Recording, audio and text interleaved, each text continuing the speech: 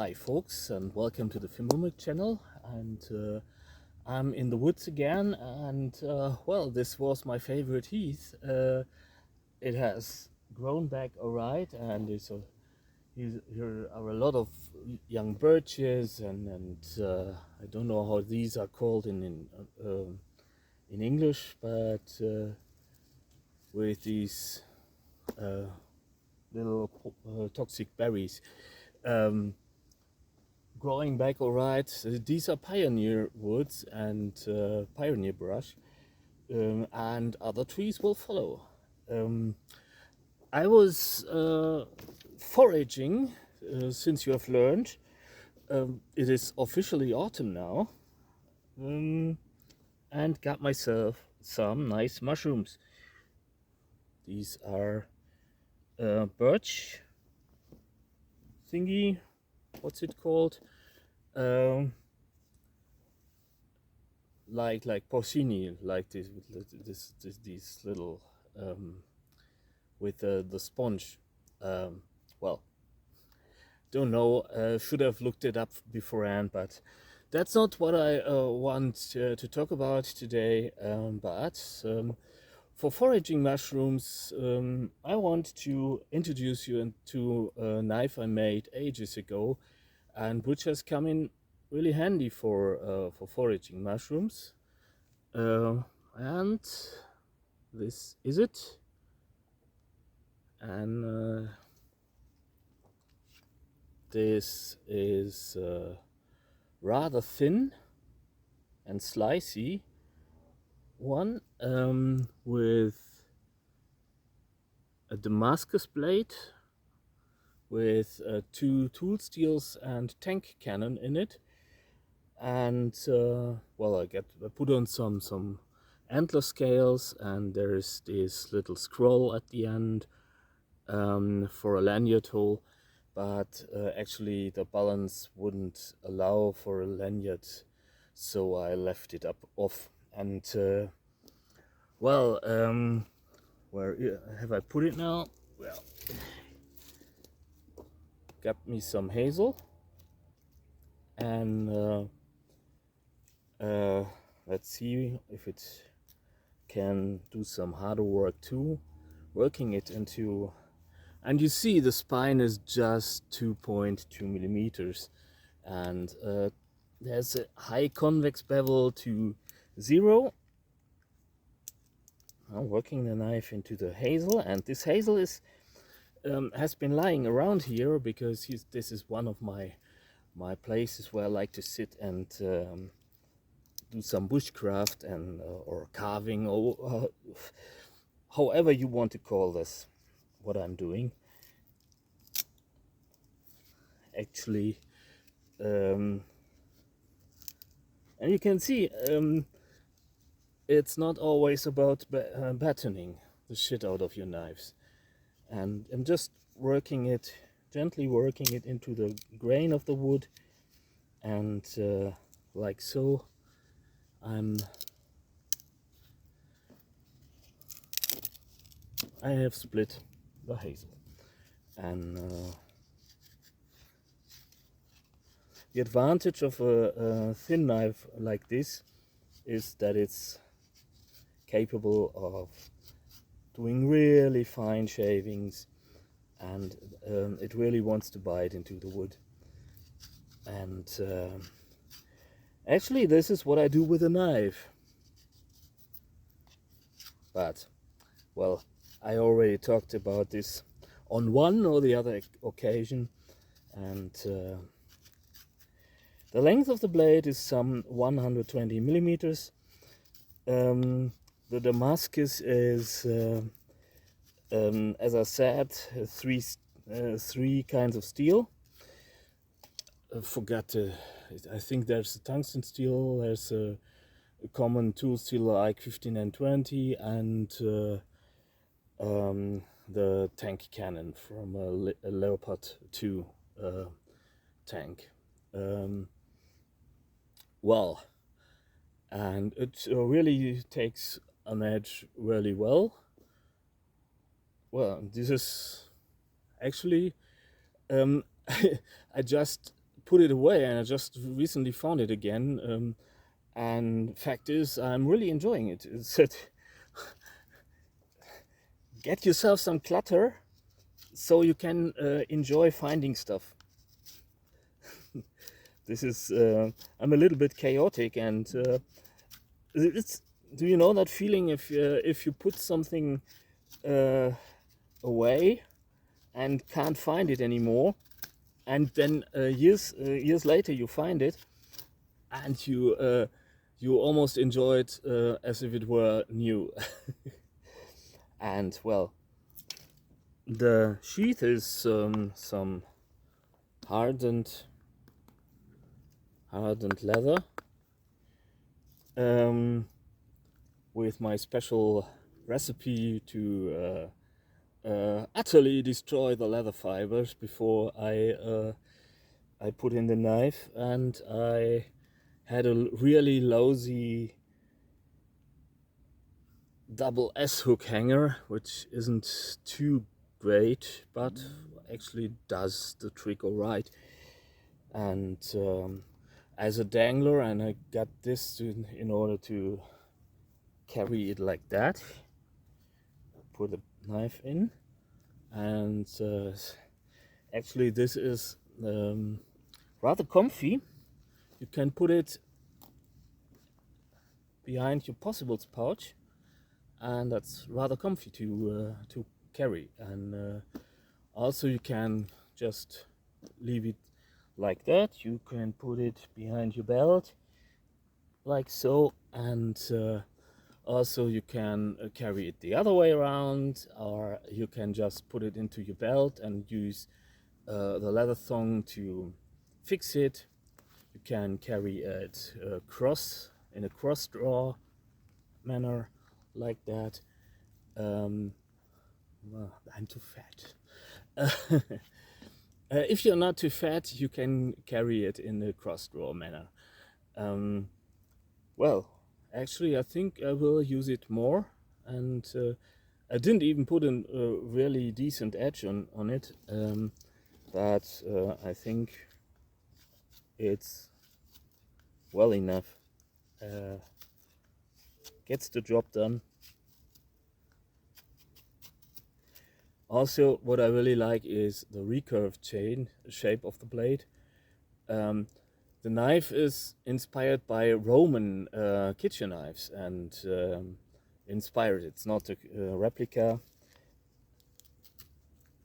So it drives me a little bit mad if people are constantly stating they made a replica, and that said replica has got my Carter scales or something like that, because it's not actually that everything must be 100% period. You can make a fantasy knife, all right. This is one. This is a fantasy knife, and it's not a Celtic replica or what have you. It's just a fantasy piece. I was feeling inspired, and I fired away, and I went nuts. And the thing is, it doesn't need to be a replica. If I make a replica like on the Trollstein knife, which is not a replica, and I said that it isn't. I have another lying around that actually is a replica, but it's a little bit difficult to be an archaeologist in these days, because people talk a lot of bullshit in the internet. Even on the uni, it's starting on the university too, that people are, even professors are stating absolute bullshit, which just isn't true. I'm not saying that it's something like in the Third Reich, where people suddenly they have an assumption and they try to prove the assumption, but science works the other way around. Maybe you have a theory, okay, that's that's perfectly okay, and you dig and you find something, and you always look whether or not it fits into your theory. But if it doesn't fit into your theory, you have to modify the theory, not the facts. And this is what people tend to do nowadays. History is not for you to enjoy. History has happened, and it's not about lingering in the past, but walking into the future without possibly not repeating the mistakes of the past. So, well, long story short, this is not a replica. And it doesn't need to be, actually, as I said. And because, well, I really enjoy this. It's a little bit of, I made it as a snacking knife, but it's really suited for, seemingly really suited for carving too. I'm just enjoying it a little bit too much. Carving the logs with it. Excuse me if I'm patting my own shoulder, because I just found it today, and it's like having a birthday present without having birthday, and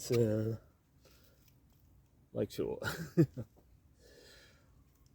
You can do that. You can do better locks, and but actually it's oddly satisfying just making shavings, and I really do love carving a lot. It's just because I think it's something. On one hand, it's archaic, but it's archaic in a good way, because you don't harm anyone. You're just sitting away harmlessly, hopefully creating something beautiful. And well, also this one is also great for foraging, as I said. Mushrooms are often a little challenge for a lot of knives, because if you, well, there's that mushroom under that tree, and there's brambles all over the place, and you just want to like so, and use the tip to pick up the mushroom and move it out of the thicket. And for that you need a really slicey knife, because you can't. I'm not patting my own back, by the way. There's always room for improvement. Not saying that this is the ultimate carving or foraging knife or what have you. It just isn't.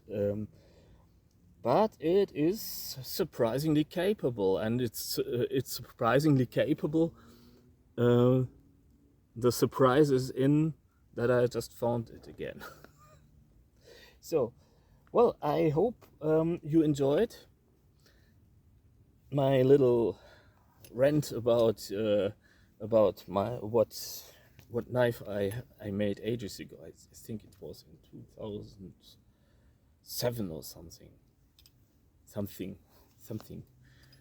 Tell me you're a German without telling me you're a German. Something. Sorry. Well,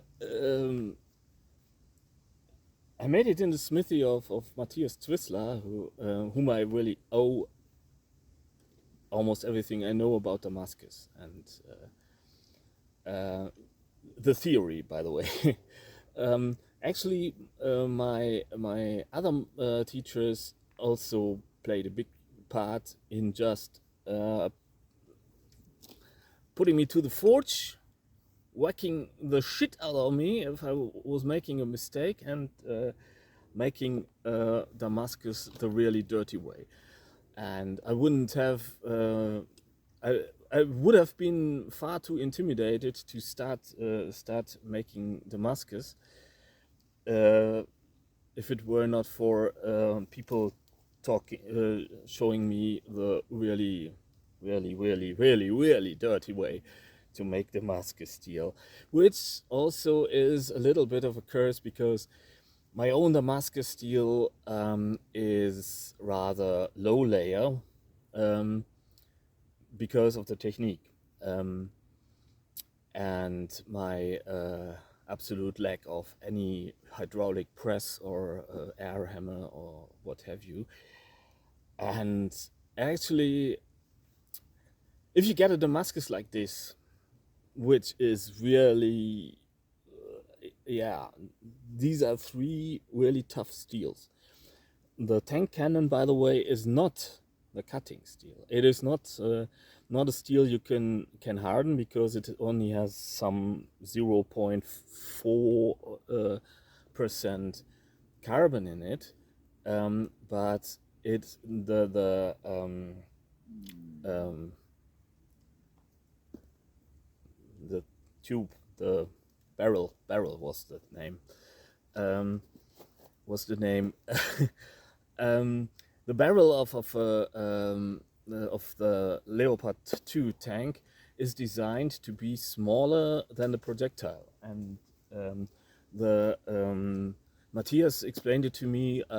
It were as if you want to put a hand through some stocking, and the steel is designed to withstand the stress of currently being constantly being expanded, and so this lends itself for a really elastic steel that is capable of really taking a side load and really has a great ductile strength, while the other steels are really great for the edge holding capabilities of a blade. And if you get I didn't forge the Damascus myself, I just forged a knife from it. It was a billet by Matthias, who kindly gave it to me just to try myself out.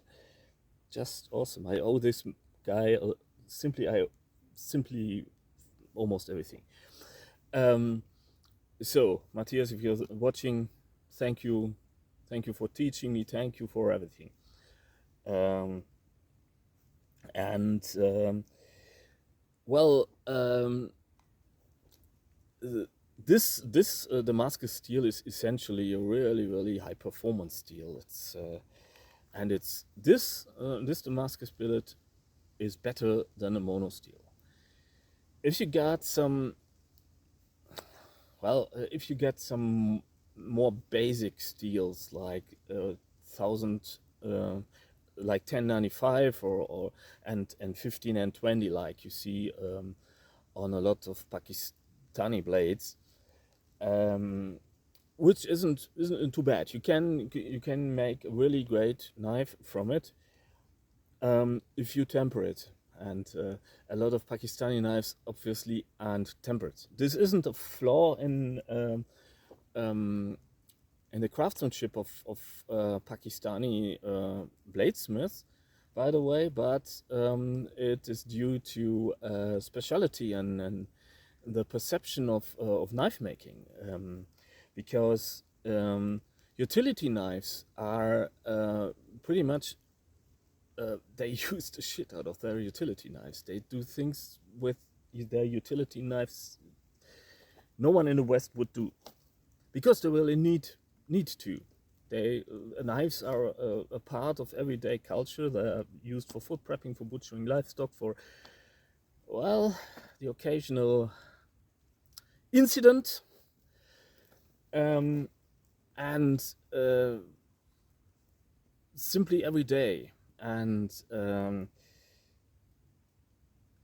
we in the West have lost connection. And there's a study currently, I think it's Oxfam, who stated that up to 60% of all children have entirely lost the connection to nature.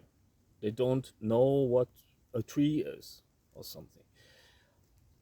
And that's a fact. And so if some politician says you don't need a knife, he's maybe referring to these kids. And these kids actually, why should they use a knife? Putting in the putting in behind your display wardrobe or something, display doors or something. Um, Maybe as a collector at best, and maybe if you, it's really a cool kid in the in an urban setting, maybe for tinkering something, for maybe cutting some stickers or what you can do with a knife in at your home, and hopefully maybe, and this is actually this makes me a little bit hopeful for the future, is that wood carving is actually taking off, and this is something I really love, because this is a rather innocent pastime, and a really, it's really great for your mental health. And actually, I would be in an asylum if it weren't for stuff like this, like wood carving, or creating stuff in general, cooking, foraging, being connected to nature. And actually, I had heard someone say the opposite of depression isn't being laughing all the time, or being happy all the time, but connection. And this is something to keep in mind. And actually, I'm not talking about some notions I had, but these are studies, clinical studies that are currently going on. But enough said. Pakistani people really do need their utility knives. And actually, the utility knives they sell to each other, they look pretty crappy, but they aren't. They are often really great. And just like the kukris in Nepal, and or Indian kukris. And if you but you also have something you put on this display when you're dressing up or something. You got some dagger, and well, it doesn't need to have any decent blade because you don't intend to use it. If you have this dagger, and it's actually a cultural thing, that it's considered an insult if you get a good blade in your dressing dagger or what have you. Uh, in several regions, in not everything, not always. This is also only what I um, get to know by talking to, well, maybe 4 people from Pakistan. And the Damascus blades are something, because a monosteel is far superior to a bad Damascus blade. And if you get that, so these blades aren't, it's not necessary to thoroughly temper them. And also, they tend to not to take us too serious, because, well, we are making a douchebag out of ourselves, so what do we expect? Thing is, how to put it? They are right to do so, because, well, we are puppets, and we don't know honest work, actually, and we are disconnected from everything, so we are douchebags. And they are right to make fun out of us. So if they sell a Damascus blade to us, well, they make a Damascus, and they don't understand why we don't why we don't want to use a decent steel that way around. And so the quality we get is often really lousy. There are also really awesome blades made by Pakistani bladesmiths, um, but they are few and they are rare, and you must really look into them. And even with one smith, you need to go through his lineup and look at, take a file with you and test every piece, and you won't be offended if you do this, because you want to buy this, and if you will try to sell you everything he has, by the way. But if you're inclined to something like uh, this can actually be quite fun, because you're constantly bickering and trading and bartering and everything, um, and you yell at each other, and you insult each other, and afterwards you just have a cup of tea together, which is really, I think this is something that Western culture also gets wrong, because we often get intimidated if things get rather rustic, so to say. So, well, but what I wanted to say is, obviously a blade like this, or not necessarily the blade, but the billet like this is superior to your billet out of 1095 and 15N20. But if you got a normal Damascus blade, and I'm referring to something that common Joe can afford, aka 1095 and 15N20. Get yourself some decent monosteel instead. Get yourself a Mora. Sorry, it's just no. Don't. It's not the super steel. It's not something that's maybe Damasteel. But Damasteel isn't Damascus. Or maybe Damasteel is closer to the true Damascus than Damascus steel, because Damasteel is a powder metallurgical steel that essentially works that you get different kinds of powder, and the pattern is made by just like in a Zen garden or something. You just lay the pattern out, then you heat it up, it starts to stick, and you create a vacuum, and then you just press it with a lot of force, and which leads to the pattern being in the steel. And this is not a forge welded Damascus. In that, you just just as with a croissant, with several layers, and you forge weld it, and then you fold it back, and you do some pattern control like torsion and folding back and cutting, or making a feather Damascus or something. You can do this with Damasteel, but you might lose the pattern. So this is actually a really interesting steel, but it's essentially Damasteel is far superior to a forge welded Damascus steel. So well, that said, hope you enjoyed my little video about the knife I just found. Just wanted to share some joy with you, and well, enjoy the forest, even if it's raining, and it's starting to rain. But enjoy the forest no less. I do. And stay sane and healthy, and I hope to see you soon. Bye.